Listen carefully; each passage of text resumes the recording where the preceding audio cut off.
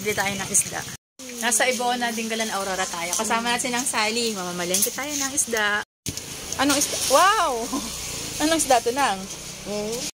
May tahong sila 120 kilo. Bili tayo 1 kilo lang. 120 lang kilo ng tahong. Tapos meron silang yellow pin, no? Pusit. 120 ang kilo ng yellow pin. Yan, ang laki. Ang pusit naman, 400 ang kilo.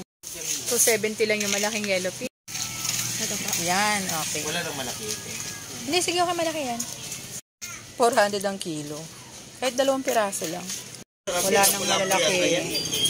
Yan, pusit. Ito naman ibalay, 250 ang kilo. Isdang dagat. Anong isda? Ito, ang laki. Ha? Hindi wala kang tawag? Tawag yun sa amin Manila noon. Manila noon? Magkano kilo niyan, te? 220. 220. Kaya lang ang laki. Nakakatakot kayo. Ang kulang pa ng sa binili natin? Palaman. Palaman. Bawa. Ay, sibuyas, kamatis, luya. Kalamansi toyo. Saka sili.